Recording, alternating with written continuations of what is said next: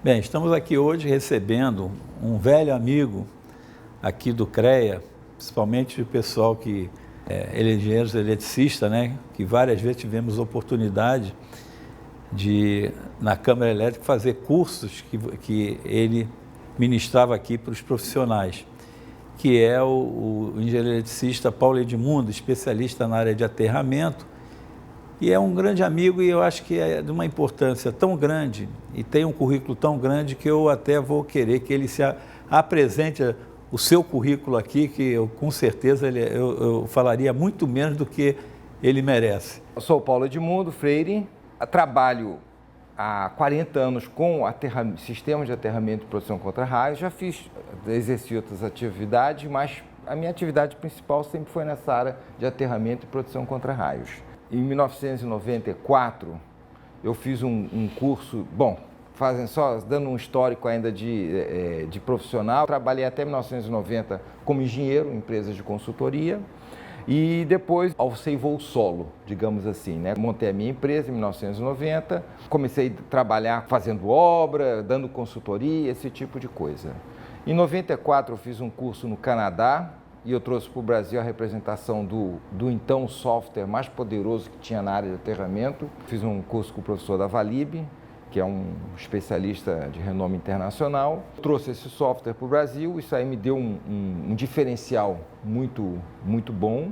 Desde então venho trabalhando assim, quase que dedicada a sistemas de aterramento. Já trabalhei com todo tipo de sistemas de aterramento que se puder imaginar, assim, vamos pensar, subestação, que é o mais tradicional, linhas de transmissão, nas renováveis hoje em dia, parque eólico, usina fotovoltaica, sistemas de transporte, metrô, assim, eu trabalhei e trabalho atualmente com muitos projetos de metrô de São Paulo, aqui no Rio também, monotrilho, ferrovia, instalações específicas, sistemas hospitalares, sistemas industriais, petroquímicas. Já trabalhei também uma área que eu tenho um apreço muito grande e que nessa área eu até consegui um certo renome, digamos, internacional, que é a área de aterramento de sistemas de transmissão em corrente contínua. Trabalhei no projeto de Itaipu e nessa área já nos eletrodos de aterramento de sistema de transmissão em corrente contínua e em 2011 comecei a trabalhar no projeto Os Eletrodos do Rio Madeira, o sistema de transmissão do Rio Madeira. E de 2011 a 2018 foi uma quase década muito virtuosa para mim, porque eu comecei a trabalhei em todos os projetos dos sistemas de transmissão em corrente contínua, que é basicamente Belo Monte, Rio Madeira. Tive a oportunidade de trabalhar em projetos internacionais, projeto do Chile, projeto na África, que é na Etiópia. E eu aproveitei a oportunidade para, digamos, ter uma qualificação única, porque eu comecei a trabalhar com esses sistemas de aterramento, que é um sistema muito específico, né? São aterramentos de grandes dimensões, de quilômetros profundos, com poços de centenas não chega a centenas, mas até 100 metros eles chegam a atingir. E eu fiz um doutorado em geologia, porque eu comecei a ver que engenharia elétrica, aterramento, é muito mais geologia do que elétrica, né? E eu comecei então fiz um doutorado na Unicamp em geociências, na área mais de geofísica. E isso aí me deu um diferencial muito importante. Eu apresentei já trabalhos no exterior, na Europa, né, em Paris, na África, na África do Sul, nos Estados Unidos, Canadá, principalmente nessa área de eletrodo do sistema de transmissão em corrente contínua e mais recentemente tenho apresentado também de usinas fotovoltaicas. Apresentei em Chicago, no final do ano passado, um trabalho que eu já estou trazendo essa técnica de modelagem, fazer modelos de solo profundos, que era do sistema de transmissão em corrente contínua, que a gente fazia modelos de solo de 40 km de profundidade, pegando toda a crosta terrestre, indo até o manto. Eu estou aplicando para usinas fotovoltaicas, então já estou com esse diferencial. Essas atividades todas que eu falei, tem uma atividade muito intensa de cursos, né? Já dei vários cursos aqui no CREA, vários cursos por diferentes empresas, dou cursos atualmente de aterramento de subestação, linha de transmissão, de aterramento de usina fotovoltaica. E eu tenho uma atividade também muito intensa de normalização, que eu acho que é uma obrigação nossa de profissionais que conseguiram adquirir um determinado cabedal de conhecimento, colocar à disposição da sociedade. E a forma que eu vejo é trabalhando nos comitês de norma. Faço parte do comitê de aterramento e tenho sido fui relator da norma. O relator é o cara que escreve, né? Ele não escreve sozinho, ele escreve com um comitê, mas ele é o cara que escreve. Então, o relator tem um certo poder ali de elaborar a norma, de conduzir a norma. Fui relator da norma NBR 717, que aliás era um projeto pessoal meu, que era a norma de medição de registro do solo, que a gente tinha uma norma que era uma norma feita por engenheiros eletricistas, e quando me formei, a primeira coisa que fiz, procurei o comitê e disse assim, vamos rever a norma de medição de registro do solo, porque vamos fazer uma norma com olhar de geologia, de geofísica, e não olhar de engenharia elétrica, porque quem entende de solo, essas coisas, é o pessoal da geologia. Então, essa norma NBR 717, foi a revisão de 2020, foi uma norma que foi muito modernizada nesse aspecto. E foi tão boa a norma que eu fui depois convidado a participar da revisão da norma americana, a I3E81, em função de um trabalho que eu apresentei num congresso, e o pessoal disse, não, pô, você tem sugestões interessantes. E aí eu tive alguma participação na revisão da I3E81. Dei uns pitacos, né? Se botaram na norma, eu nem sei, mas dei uns pitacos. Em fevereiro, fui relator da norma de aterramento de linha de transmissão. Uma nova norma, a gente escreveu do zero essa norma, é uma norma que não existia, ainda não tem nem número, mas agora está entrando aí no processo burocrático da BNT para numerar a norma, para submeter ao crivo, né, da comunidade, mas a norma está pronta. E estamos começando agora a trabalhar na norma de renováveis, de aterramento de usinas fotovoltaicas, parques eólicos. Então, essa é uma atividade que eu tenho muito apreço, né, de elaborar normas e colocar, digamos, esse conhecimento à disposição da nossa comunidade.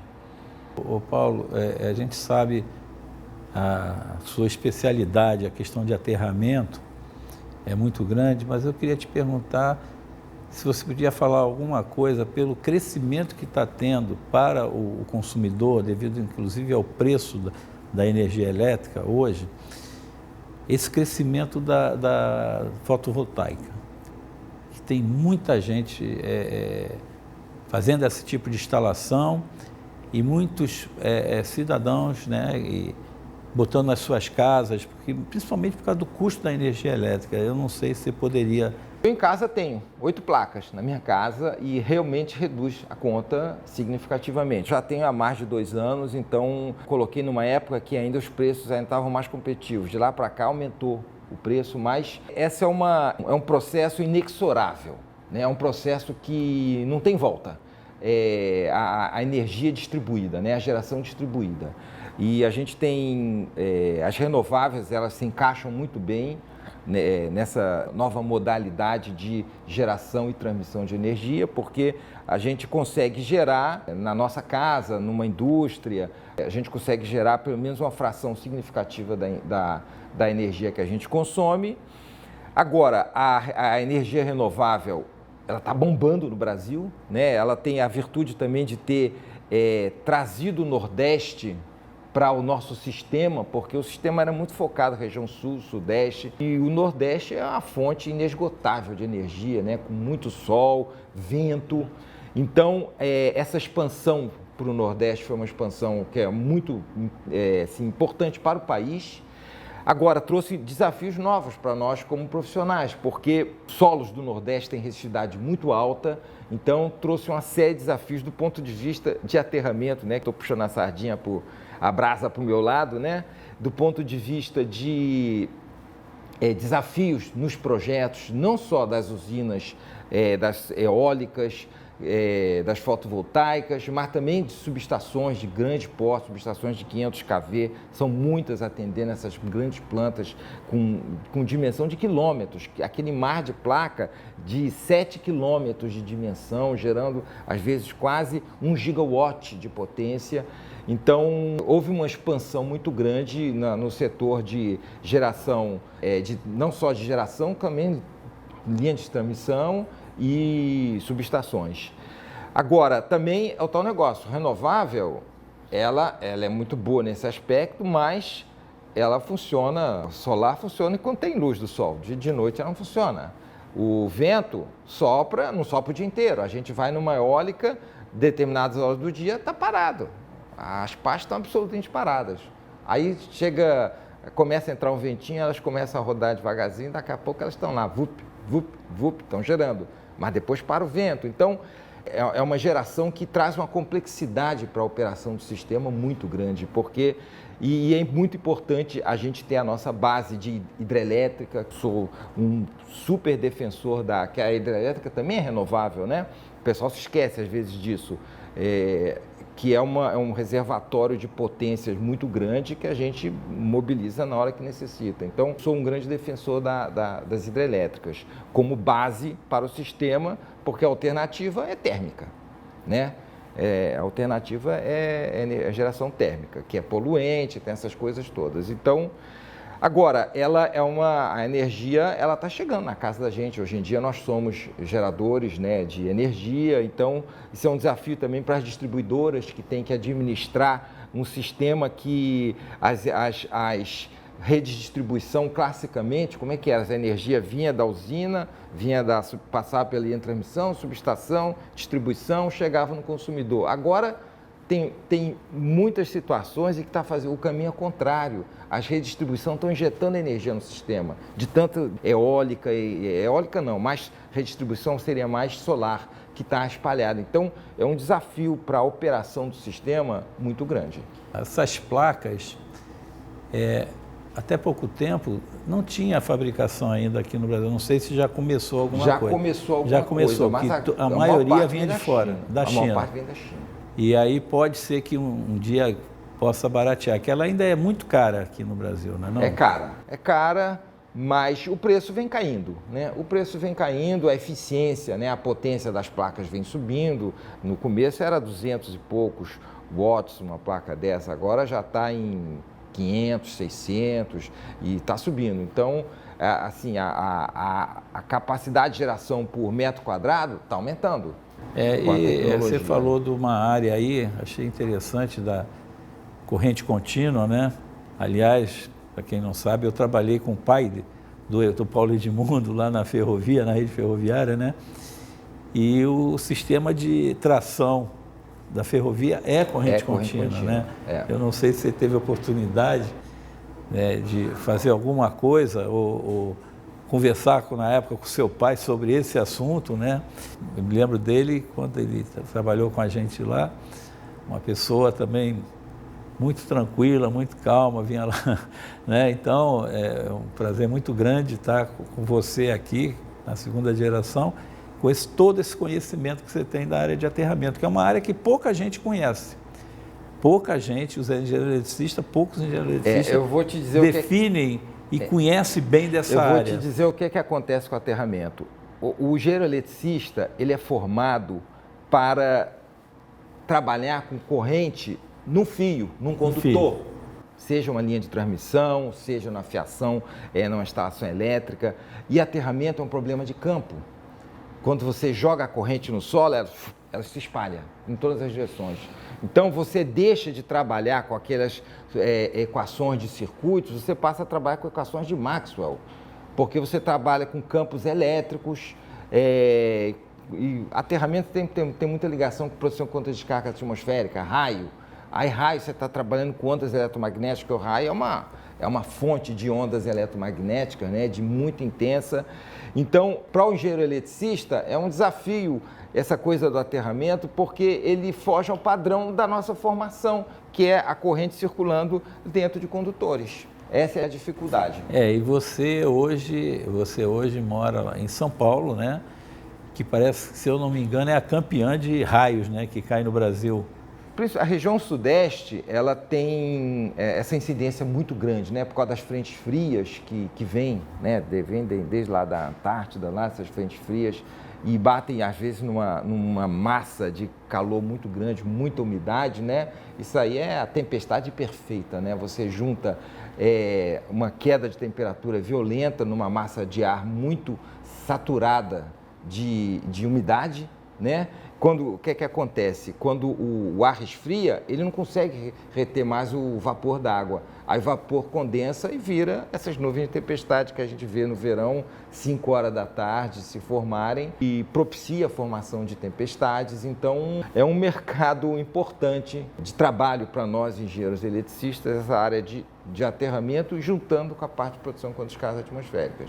Os primeiros contatos que o CREA teve contigo foram treinamentos, cursos, né? Foram alguns cursos, né? E eu queria que você falasse que cursos você ainda continua ministrando para os profissionais. Eu acho que seria importante isso, para a gente até ver a possibilidade da gente voltar a ter os seus cursos aqui no CREA do Rio.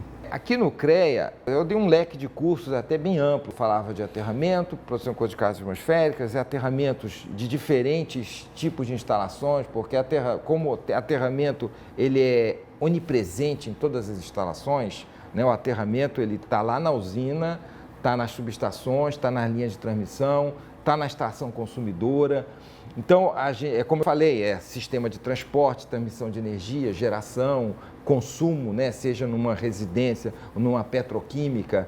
Então, ele é muito onipresente. Então, a gente acaba segmentando, porque os profissionais, o profissional que se interessa por aterramento em baixa tensão, para-raio, ele não está interessado em aterramento de linha de transmissão, nem aterramento de subestação, e vice-versa. O cara que trabalha com subestação e linha de transmissão, ele não está interessado na baixa tensão.